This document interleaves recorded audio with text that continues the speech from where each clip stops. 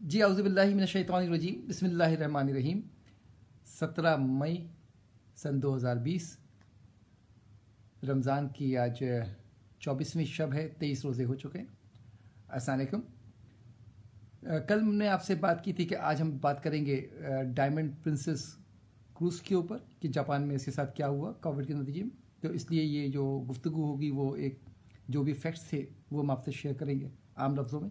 तो जिन लोगों ने इसको पढ़ा हुआ है वो चाहे तो वो ना देखें, लेकिन वो बता दूं पाकिस्तान की जो आज की जो डेथ है वो 39-31 के दरमियान में पिंडोलम घूम रहा है। तो इसलिए ये जो डेथ रेट है पाकिस्तान का वो किसी तौर पे भी हमें आगे या पीछे के हालात किसी तौर पे भी नज़र नहीं आते कि वो इटली से मुताबिकत रखते हैं या वुहान से मुताबिकत रखते हैं या यूएस के किसी शहर से मुताबिकत रखते हैं जहाँ पर एपिडेमिक बने हुए एपी सेंटर्स बने हुए हैं, या यूरोप के किसी भी दूसरे मुल्क से, यूरोप के चाहे वो फ्रांस हो, स्पेन हो, नीदरलैंड हो, बेल्जियम हो, यूके हो, इवन जर्मनी हो, तो उससे मुताबिकत नहीं रखते। ये हमें बड़ा क्लियर हो चुका है। अब इसमें वो तो जितनी भी हमने प्रेडिक्शंस की थी पाकिस्तान के लिए, पाकिस्तान में बैठ के की थी या पाकिस्तान से बाहर नॉर्थ अमेरिका में और यूरोप में की थी, वो सारी प्रेडिक्शंस जो हैं वो सही साबित नहीं हो रही हैं। चाहे वो वर्ल्ड हेल्थ ऑर्गेनाइजेशन की प्रेडिक्शंस हों, चाहे वो मुख्तलिफ इंडिपेंडेंट इदारों की हों या हमारे जो है वो लोगों की हों, तो वो सही साबित क्यों नहीं हो रही, वो वक्त आने के साथ और क्लियर होती चली जाएगी। क्योंकि प्रेडिक्शंस जब हम करते हैं तो उसके लिए बहुत ज़रूरी है कि हमारे पास जो भी ग्राउंड्स अवेलेबल हैं वो ग्राउंड भी सामने रखे जाएँ, ताकि जो उसको जायज़ा लेना चाहे और जो उसके ऊपर अपना नॉलेज शेयर करना चाहे तो उसके पास ख़ास ख्वाह मालूमात हो। ये वो वक्त है जिस वक्त मालूमात शेयर करना नागुज़ीर है। हर किस्म की मालूमात शेयर करना नागुज़ीर है क्योंकि इस वायरस से मुताल्लिक़ मालूमात अभी बहुत कम है। खैर जी, चलते हैं दुनिया का सूरत हाल क्या है। दुनिया में जो डेथ रेट है उसमें और जो मौत की तरफ जा रहे हैं यानी कि अस्पताल में एडमिशन, उससे आईसीयू की तरफ का सफ़र और आईसीयू से वेंटिलेटर का सफ़र, उसकी बुनियाद पर हम बैक असेस कर रहे होते हैं कि क्या हुआ था और आगे असेस कर रहे होते हैं कि क्या हो सकता है। तो दुनिया में जो लोग इस वक्त क्रिटिकल कंडीशन में हैं पूरी दुनिया के अंदर इस वबा से, वो मुस्तकिल कम हो रहे हैं, लेकिन बहुत स्लो कम हो रहे हैं। जिस तरह चढ़े थे उस तरह नहीं हुए, लेकिन जो सबसे अच्छी बात है कि वो चढ़ नहीं रहे जिस तरह चढ़े थे। अस्पताल में जाने वाले लोग, अस्पताल में कम लोग जाएंगे तो कम इंतकाल भी होगा, कम आईसीयू में भी जाएंगे, तो वो कम हो रहे हैं। आज का जो कमी है वो बहुत मामूली सी है, लेकिन है कमी की तरफ, बड़ी नहीं है। तो वो जो ऊपर गए थे वो अपनी चेज़ स्लो कम हो रहे हैं। तो आज भी जो है वो 44,000 प्रॉब्ली 800 के ऊपर खड़े हुए हैं इस वक्त दुनिया में क्रिटिकल लोग। जो अब क्रिटिकल का मतलब ये है कि वो या तो हाई डिपेंडेंस यूनिट के अंदर हैं या वो ऑन वेंटिलेटर्स हैं। तो आपको पता है कि वेंटिलेटर पे क्या फर्टिलिटी है और हाई डिपेंडेंस यूनिट में क्या प्रोग्नोसिस हैं, वो हमें इस पर हम कई बार बात कर चुके हैं। आज का जो मौजू है वो है हमारा पानी का जहाज़ जो सैर व तफरी के लिए इस्तेमाल होता था और इस जहाज़ से क्या सीखा गया, जहाज़ पे क्या हुआ। ये आज हम कहानी सुनते हैं और समझने की कोशिश करते हैं। मैंने लिख लिया है जो हक़ाइक़ थे। कोशिश करूँगा कि जो हक़ाइक़ अब दस्तयाब हैं वो उसकी एक्यूरेसी मेंटेन करूँ, लेकिन कहीं अगर गलती हो जाए तो मुझे आइडेंटिफाई कर दीजिएगा और माफ़ कर दीजिएगा, क्योंकि गलती होने के इम्कानात बहरहाल रहते हैं। क्योंकि फ़र्स्ट हैंड इन्फॉर्मेशन नहीं है, जस्ट पढ़ा है, सुना है, वहाँ से ये इन्फॉर्मेशन आपसे शेयर कर रहा हूँ। और उसको क्लोजली मैंने भी ऑब्ज़र्व किया है जब से ये इस शिप का वाक़या हुआ था और जापान जो मॉडलिंग कर रहा था इसके ऊपर, उसको बड़े गौर से मैं देख रहा था कि क्या हो रहा है। तो जी ये शिप है जो बूढ़े लोग, यहाँ पे पाकिस्तान में तो ये बात नहीं है कि लोग सफ़र पे निकलें।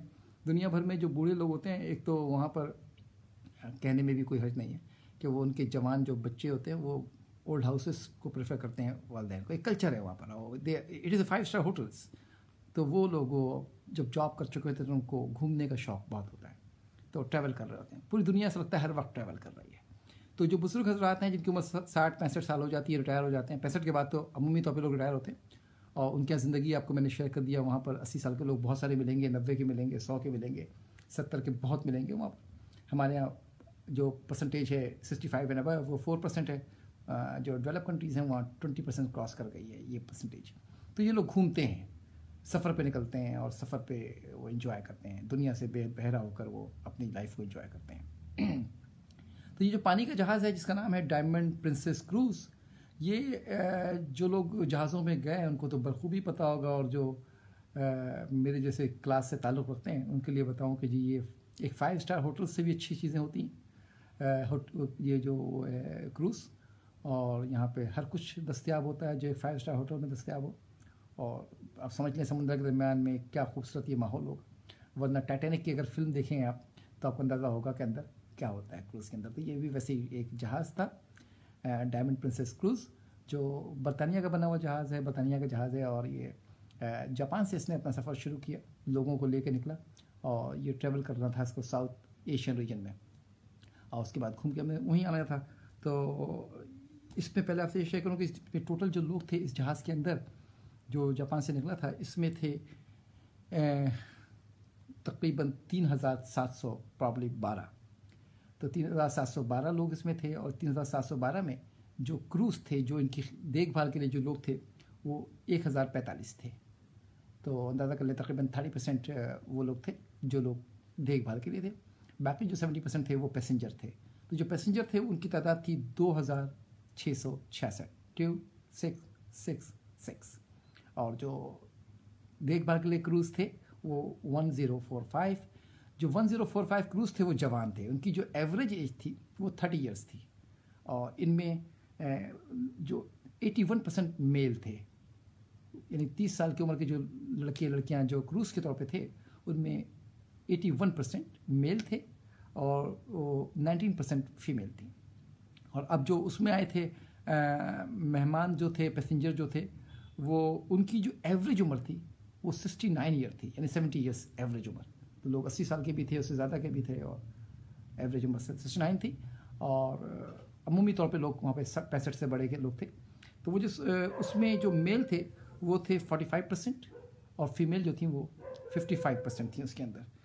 तो ये जो जहाज़ में, इसका मतलब है कि जो लोग इसमें, इस जहाज़ में इन्फेक्शन फैल गया था ये वाला कोविड-2 का, तो वो कैसे फैला उस पर बात करते हैं। लेकिन जो लोग इसमें इंतकाल हुए उसमें तकरीबन 14 लोग इंतकाल हो चुके थे अब तक। और आपसे शेयर करूं, आज वो जहाज़ योकोहामा से निकला है वापस, उस दिन से रुका हुआ आज निकला, यानी गुज़िश्ता कल 16 तारीख को निकला है, 16 मई को वापस वो इंडोनेशिया जा रहा है अब। तो उस जहाज़ में जो लोग इन्फेक्टेड हुए थे, 14 लोग इंतकाल हुए थे और with the passage of time, और जो लोग इन्फेक्टेड हुए थे उनमें 145 क्रूज़ थे, और जो पैसेंजर थे वो थे 567। मेरी मालूमात में क्रूज़ किसी का इंतकाल नहीं हुआ, जो इंतकाल हुआ था पैसेंजर में से हुआ है, और 14 पैसेंजर का इंतकाल हुआ है। ज़्यादा लोग जो थे वो जैपनीज़ इंतकाल हुए, कैनेडियन का भी हुआ, एक ऑस्ट्रेलियन का भी हुआ, प्रॉब्ली एक हांगकांग के 2 लोगों का हुआ, प्रॉब्ली एक अमेरिकन भी था या नहीं था, मैं वो भी मैं आपको डिटेल में लिख ली है, और शेयर करूँगा वो क्या था।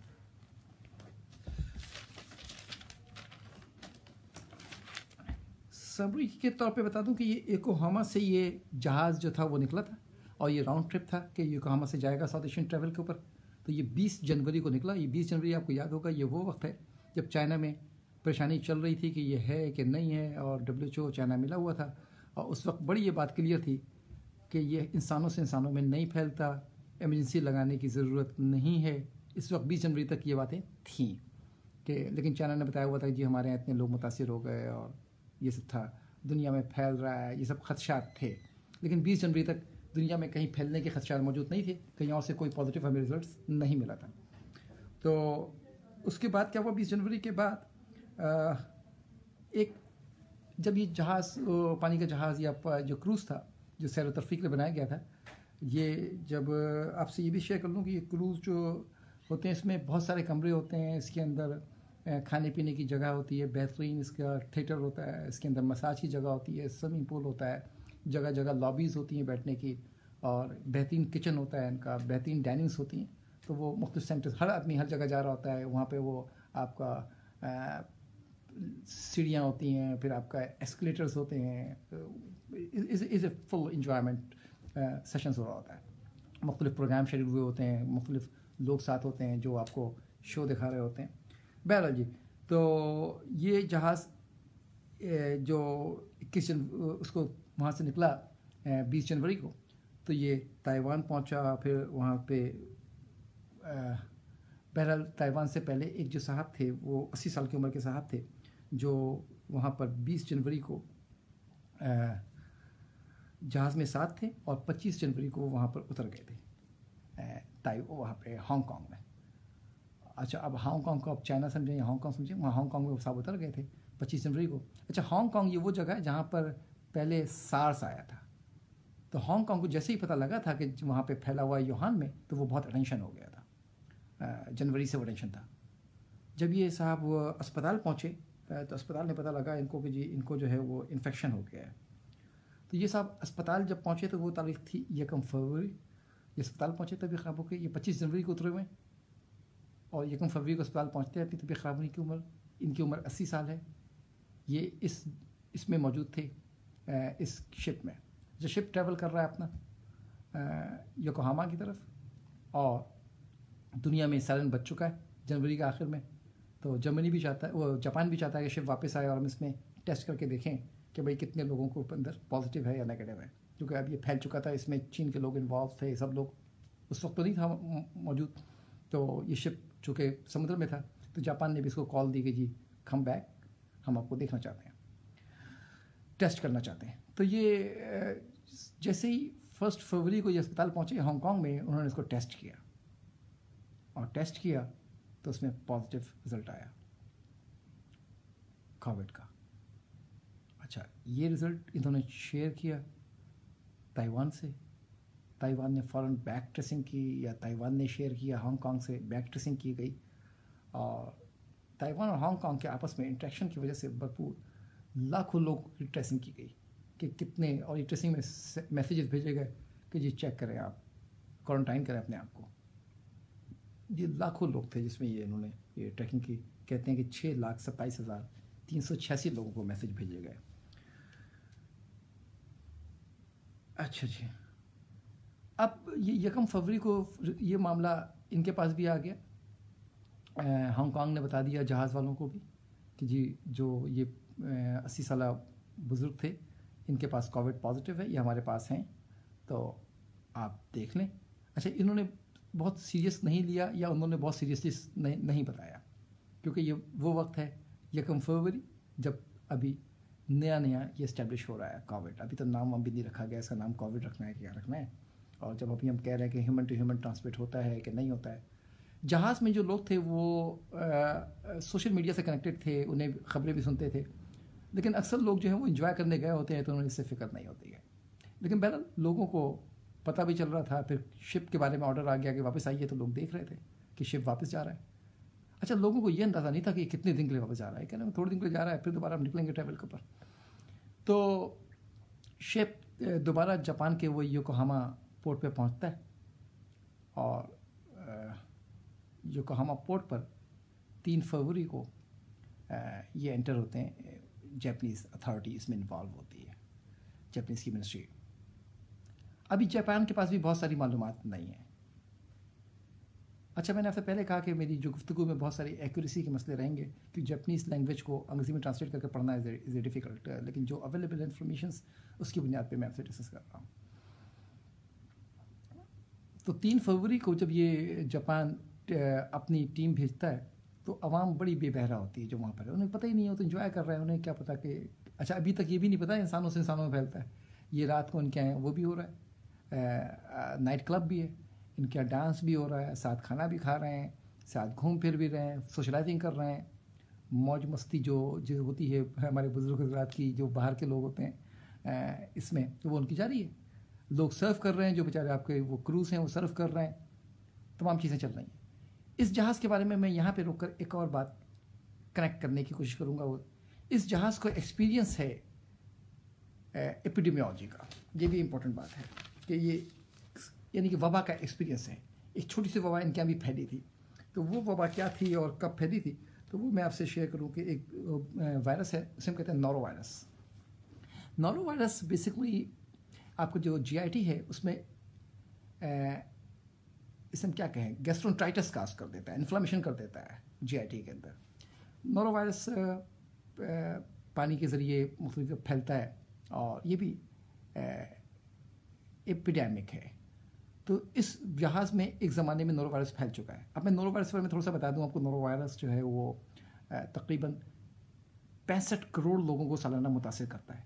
Is it too much? 65 crore लोगों को सालाना मुतासिर करता है, और बल्कि 65 भी नहीं है, जो किताबें लिखती हैं वो तकरीबन 70 करोड़ लिखती हैं, यानी तो लोगों को मुतासिर करता है।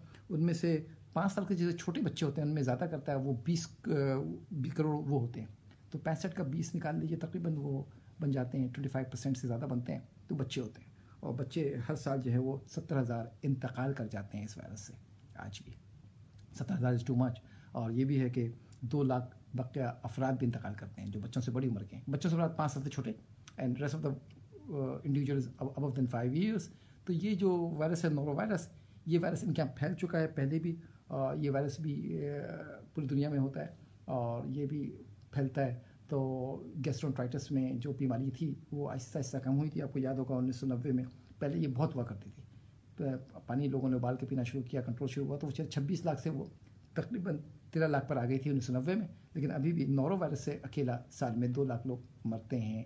और इस जहाज़ को इस बात का तजुर्बा था कि पहले इसी जो है डायमंड प्रिंसेस क्रूज़ के अंदर ये एक एपिडेमिक हो चुकी थी। खैर, अब जब 3 तारीख को इनको ये अनाउंस करते हैं, इनका कैप्टन ऑफिशियली अनाउंस करता है कि जी इन्फेक्शन उसका आ गया था। तो अब गवर्नमेंट के लोग दाखिल होते हैं, और गवर्नमेंट के लोग इसके अब जब दाखिल होते हैं तो वो लेके जाते हैं, लोगों के सैंपल को लेके जाते हैं। गवर्नमेंट अनाउंस करती कि जी क्वारंटाइन करते हैं सबको। अब 3 फरवरी को जहाज़ क्वारंटाइन का अनाउंसमेंट हो जाता है। क्वारंटाइन का मतलब ये है कि जहाज़ वहीं रुकेगा, अब कहीं नहीं जाएगा, और लोग जहाँ जहाँ पर हैं वो मैं नहीं कहूँ कि जो यहाँ पे था हार्ट, वो क्या कह रहे हैं, लॉकडाउन के अपने कमरे बंद हो जाए, ऐसा नहीं था। लेकिन जहाज़ के अंदर उन्होंने कहा कि जी क्वारंटाइन है। अब ये जहाज़ है, अस्पताल नहीं है, यहाँ ICU नहीं है, यहाँ CCU नहीं है, यहाँ पर वो हाई डिपेंडेंस यूनिट नहीं है। जो बुनियादी केस की बातें हैं वो सब तो मौजूद हैं, लेकिन वो चीज़ें नहीं हैं। अब इसको करना बहुत डिफ़िकल्ट भी था। तो जो भी इनके समझ में था, इनके पास नोरो वायरस का वो था मौजूद, एक एक्सपेरिमेंट वो था, एक्सपीरियंस मौजूद था। खैर, ये राब्ते में तो दुनिया में राब्ता तो बहुत आसानी से हो रहा था, तो वो राब्ते से बताया जा रहा था। अब इनके यहाँ इन्होंने टेस्ट करना शुरू किया। दुनिया में देखिएगा 1 फरवरी को मामला इतने ख़राब नहीं थे। टेस्ट करना इन्होंने शुरू किया, और टेस्ट करते करते इनको पता लगा कि जी वो 3 फरवरी को जब जापान वाले आए तो उन्होंने बहुत सारे इंटरव्यूज़ किए ताकि ये विजुलाइज कर सकें कि किस तरह का कमरा है, कैसे लोग घूमते हैं। ये सब अगर 4 आदमी से पूछेंगे ना तो ये खाका बनेगा, घूमते कैसे हैं, खाते कैसे हैं, नक्शा कैसे है। अब ये समझने की कोशिश कर रहे हैं। ये जापान है, इसने इसको मॉडल बना दिया, इस जहाज़ को इसने इसको समझिए शहर बना दिया, एक मुल्क बना दिया, और इस पर स्टडी शुरू कर दी। उन्होंने कहा क्वारंटाइन। सैंपल लेके गए 3 तारीख को, ये कुछ सैंपल ले गए। इनके यहाँ सब सैंपल टेस्ट करने की आदत नहीं थी। जो लेके गए तो इनको 4 फरवरी को इन्होंने ऐलान कर दिया कि 10 लोगों में पॉजिटिव है। अच्छा, अब ये अजीब बात ये कि 2 फरवरी हो, 1 फरवरी हो, 3 फरवरी हो, लोग लिफ्ट नहीं करा रहे, क्योंकि वहाँ फंक्शंस जारी हैं। बाहर उनके जो थे वो खुले हुए थे, जो मसाज सेंटर थे वो खुले हुए थे, वो लोग खाना खा रहे थे। तो अब Japan is purely scientific country. जो इनकी अथॉरिटीज़ हैं वो बहुत सोच समझ के काम करती हैं। उन्होंने टेस्ट करना शुरू किया। पहले दिन उन्होंने कहा भाई 4 फरवरी को 10 लोगों में पॉजिटिव है, फिर 7 फरवरी को वो 61 में पॉजिटिव हो गया, फिर 8 फरवरी को 3 और पॉजिटिव हो गए, फिर 9 फरवरी को 6 और पॉजिटिव हो गए, 10 को 65 पॉजिटिव हो गए, 11 को 31, 13 फरवरी को 44 पॉजिटिव हो गए।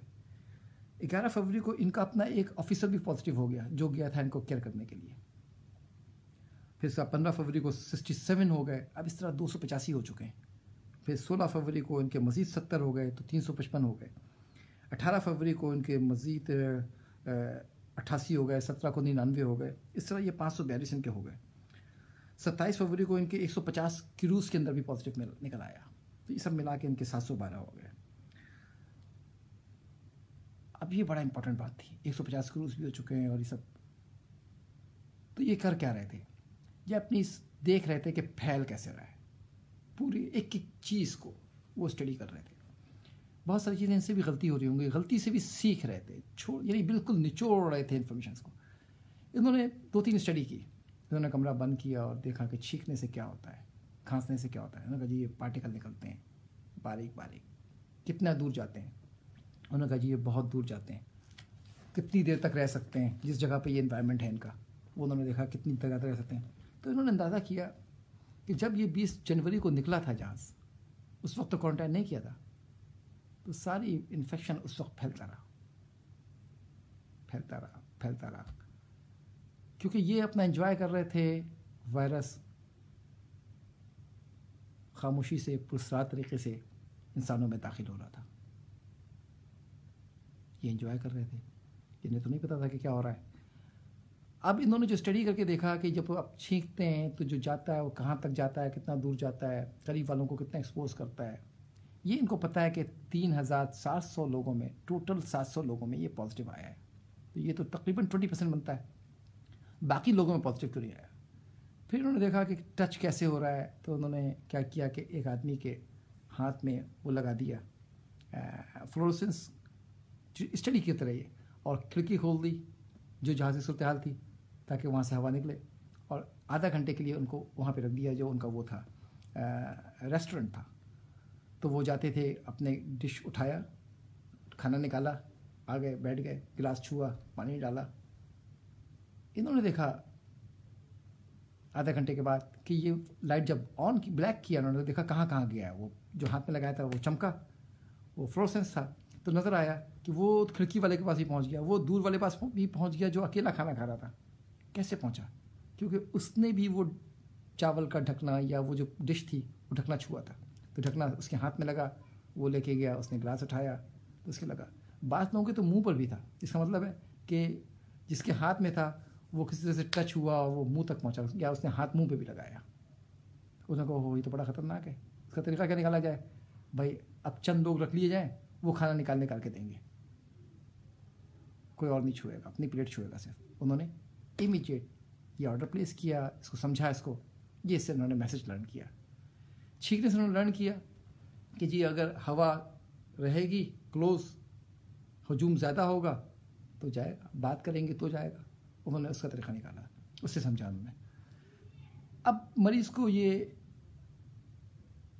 ले जाना था अस्पताल, कोविड पॉजिटिव, कुछ में सिम्टम आ रहे हैं, कुछ में सिम्टम नहीं आ रहे। अब जो पॉजिटिव है उन्हें तो अस्पताल लेके जाओ ना भाई। तो ये तो पाकिस्तान तो नहीं है कि जी घर में रह लीजिए। उन्होंने कहा जी सबको अस्पताल ले चलते हैं। अब 3700 लोगों को अस्पताल ले जा नहीं सकते, दूसरी दुनिया का भी प्रेशर है कि क्रूज इंडोनेशिया के भी थे लोग, उसमें अमेरिका के भी थे लोग, जो थे कनाडा के भी थे लोग, दूसरे ममालिक के भी थे, ऑस्ट्रेलिया के भी थे। खैर जो पॉजिटिव आए उनको ले जाने लगे वो। अब अस्पताल, वो कभी जिन अस्पताल में लेके जा रहे हैं योकोहामा के, वो इससे आदि नहीं था। उन्हें सिखाया गया कैसे आपने टच नहीं करना है, लोगों को ट्रेन किया गया फटाफट कि भाई किस तरह फैल रहा है, कैसे ट्रीट करना है इनको, कैसे रखना है। ट्रीट तो खैर नहीं था, कैसे सपोर्ट देनी है, लेकिन वहाँ साइंटिफिक ऑब्जर्वेशंस को फेंकी नहीं जा रही थी। उनके डॉक्टर से नोट किया कि जो लोग जिनमें सिम्टम नहीं भी हैं और जो उनका जो लंग्स है उसका सीटी स्कैन में उन्होंने देखा कि है इन्फ्लामेशन है, तो वो प्रोन थे, नज़र आ रहा था। इससे उन्होंने कहा कि साइलेंट नमूनिया है वहाँ पर, और जो साइलेंट नमूनिया है वो आगे प्रॉब्लम करेगा। तो उन्होंने साइलेंट नमूनिया को चेक करने के लिए यहाँ पर ऑक्सीजन का जो कंसनट्रेशन है वो चेक करनी शुरू कर दी। ब्लड में ऑक्सीजन कितना है उससे वो आइडेंटिफाई करना शुरू हो गया कौन कहाँ पे जाने वाला है। अब इनके पास 712 जो लोग जमा होते जा रहे हैं, सबको अस्पताल लेके जाना है वक्तन फ़वक्तन। कुछ लोग वैसे बीमार हो गए जब उन्हें पता लगा कि जी हम तो बंद कर दिए गए। अच्छा, इस जिस उम्र के हिस्से के लोग हैं इनमें बीमारियां अक्सर रहती हैं। लोग हरास हो गए, स्ट्रेस में आ गए, एकदम सब खुश, वो बंद हो गया, फंक्शन बंद हो गया, लोग मायूस हो गए। फिर लोगों से कह दिया गया कमरों में रहें, ऐसे मूव करें, ऐसे मूव ना करें, यहाँ पे जाएं, यहाँ पे ना जाएं। तो वो एक हरासमेंट क्रिएट हो गई इनके लिए। अच्छा, इधर तो ये स्टडी चल रही थी पूरी। अब जो उन्होंने सीखा वो आपसे शेयर करूँ कि ये इन्होंने 4 पहले तो क्राइटेरिया बनाया।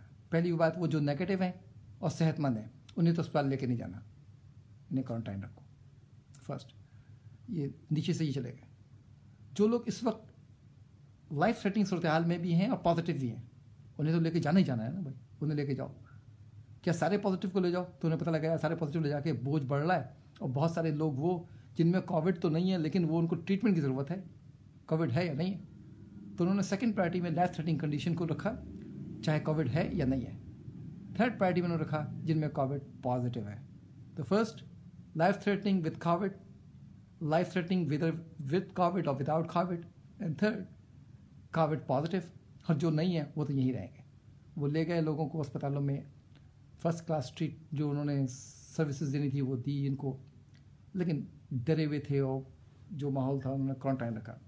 एक खातून अपना किस्सा सुनाती हैं, वो अपने हस्बैंड के साथ निकली, उनके हस्बैंड की उम्र शायद 70 साल थी, इससे ज़्यादा थी उनकी। वो ये बेसिकली ये जो दिसंबर जनवरी में निकलते हैं ना, ये हैप्पी न्यू ईयर के लिहाज से उनका एक प्रोग्राम होता है, वो न्यू ईयर उसमें मनाते हैं, पूरा महीना चलाते हैं।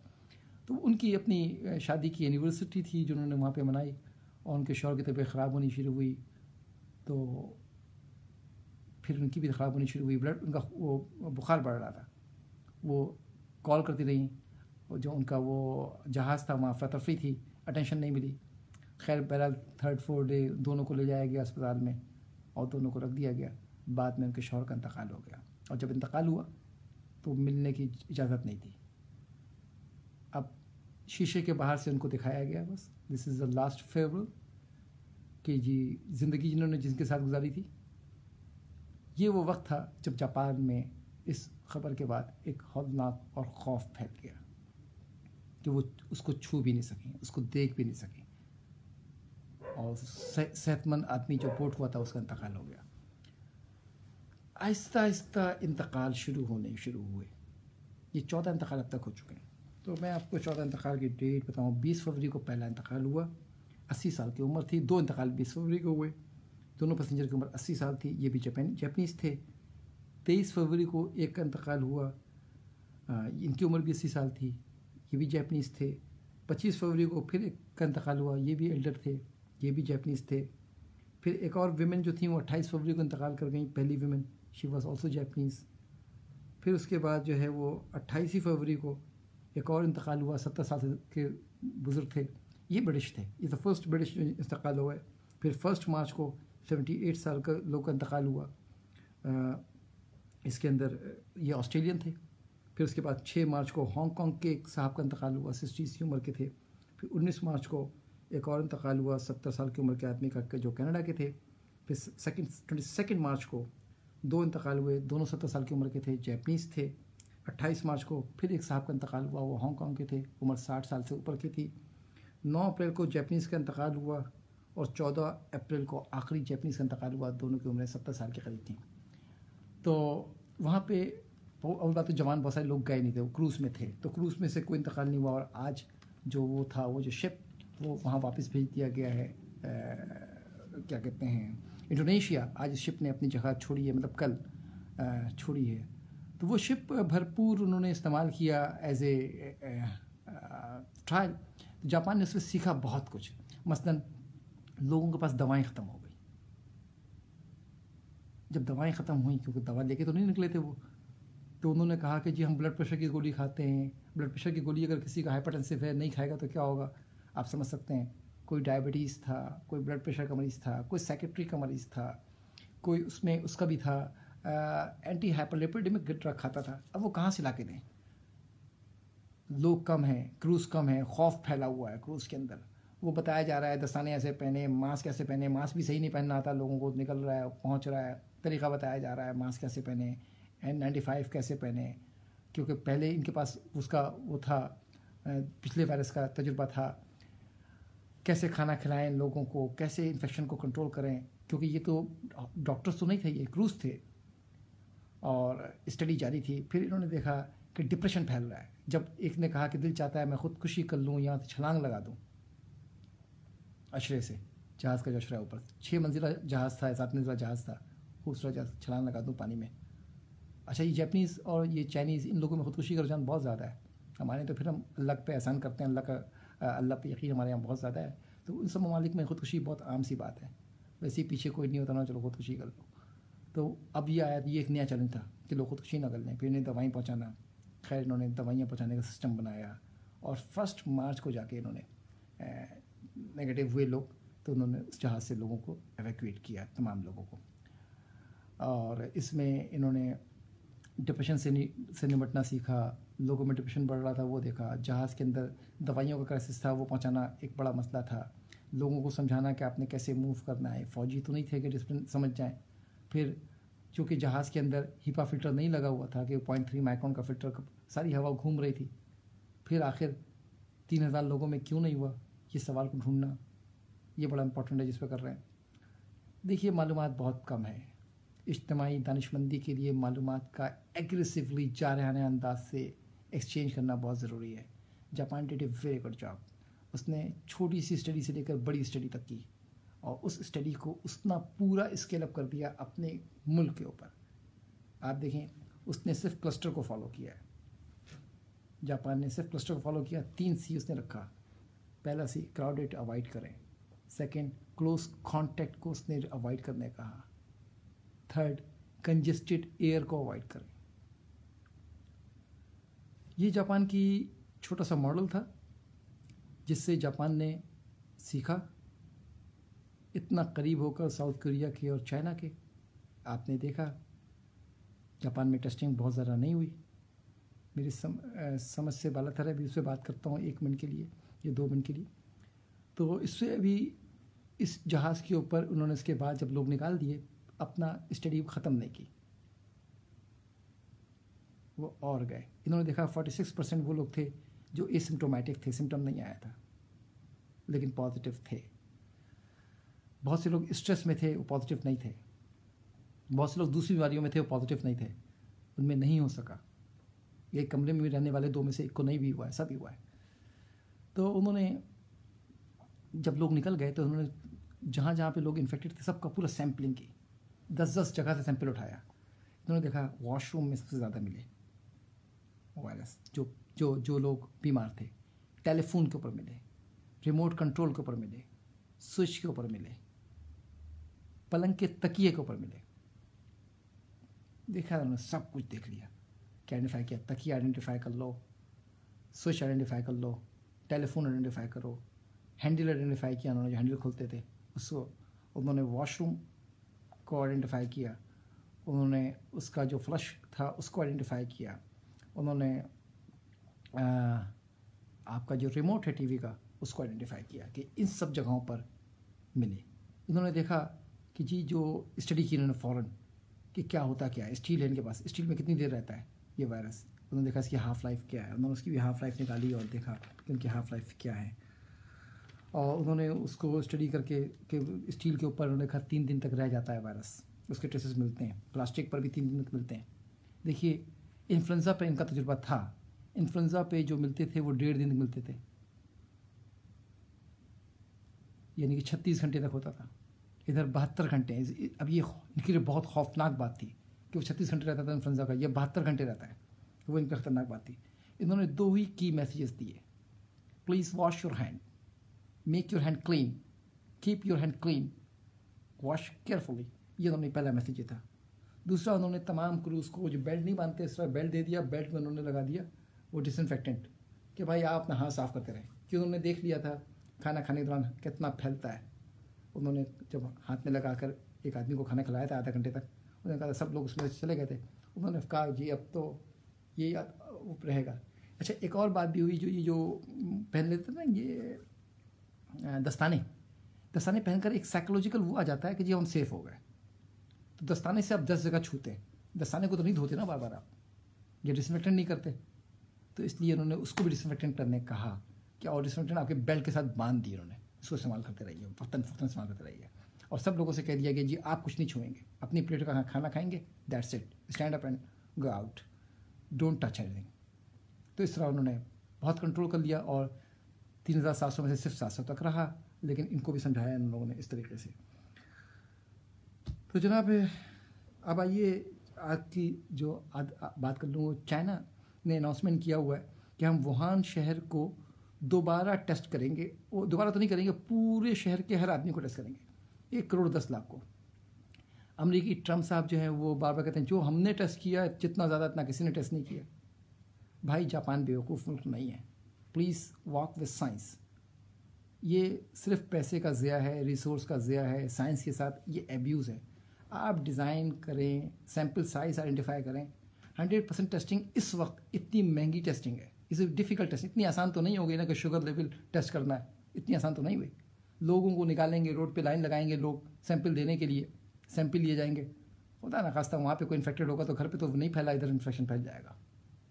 तो बहुत सारी बातें चाइनीज़ पता नहीं क्यों नहीं सोच रहे, मेरे समझ में नहीं आया कि वो भी समझदार कौम है, लेकिन क्यों ऐसी ऐसी बात कर रहे हैं। अच्छा, फिर 10 दिन के बाद दोबारा फैल जाएगा तो फिर दोबारा टेस्ट करेंगे आप? इतना पैसा खर्च करें रिसर्च के अंदर, जिस तरह चाइना ने छोटे छोटे काम पर रिसर्च किया। इन्फॉर्मेशन शेयर करें, ज़रा इस तरह सोचें कि वायरस की आंखें और कान नहीं हैं। क्यों वायरस रुक गया जर्मनी वहाँ पर इटली में, उस स्पीड पे क्यों नहीं है? आपका कह रहा है स्पेन की जी 5% फैला है। अगर 5% फैला है तो 95% लोग बाकी हैं, तो बाकी लोगों में क्यों नहीं फैल रहा? क्या वायरस कोई टाइम लेकर आया था? ये सोचने की बात है, ये स्टडी करने की बात है। चलें जी, इंशाल्लाह बातचीत रहेगी, आपके सवाल जवाब का इंतजार करूँगा। अल्लाह ताला आपका, मेरा, हम सबका हामी और नासिर। फी अमानिल्लाह।